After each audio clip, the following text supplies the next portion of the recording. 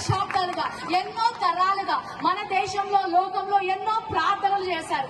మన దగ్గర కూడా మనందరికీ తెలిసిన ఉపనిషత్తులోంచి అసతోమ సద్గమయ, తమసోమ జ్యోతిర్గమయ, మృత్యోమ అమృతంగమయ, ఓం శాంతి శాంతి శాంతి అని ఎన్నో దశాబ్దాలు పండితులు, వేద పండితులు ఎన్నో ప్రార్థనలు చేశారు. అంటే అసతోమ సద్గమయ, అసత్యంలో ఉన్నామయ్యా, సత్యంలోకి నడిపించండి. తమసోమ జ్యోతిర్గమయ, చీకట్లో ఉన్నామయ్యా, వెలుగులోకి నడిపించండి.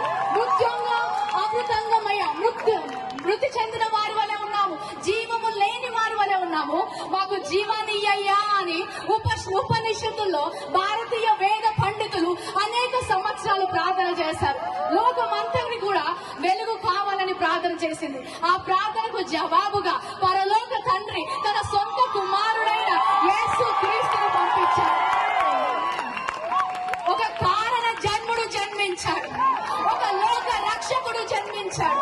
ఆ ప్రార్థనకు జవాబుగా పరలోకము నుంచి అద్వితీయ కుమారుడు ఈ లోకానికి వచ్చాడు. హల్లెలూయా.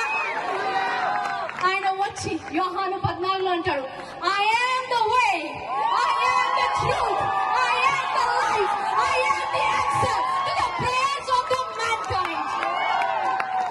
సత్యములోకి నడిపించడానికి నేను వచ్చాను. ఏ మార్గం అయితే కల్పించకుంటుందో ఆ మార్గాన్ని చూపించడానికి వచ్చాను. పరలోకానికి మార్గాన్ని నేనే అని చెప్పాడు. హల్లెలూయా. నిత్య జీవము నేను ఇవ్వడానికి సిద్ధంగా ఉన్నాను చెప్పాడు.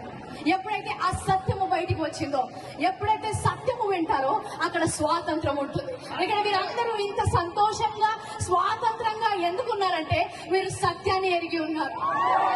అదే సత్యాన్ని మేము ఎరిగి ఉన్నాము. ఈ రోజు మాకు సంతోషం ఉంది, ఎందుకంటే మాకు సత్యము తెలుసు, నిత్య జీవానికి మార్గము తెలుసు, పరలోకానికి మార్గము తెలుసు. అది యేసుక్రీస్తు ఒక్కడే. హల్లెలూయా.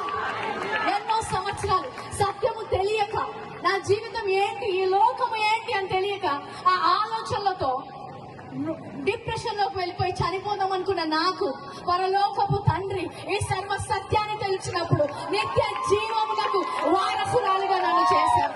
హల్లెలూయా.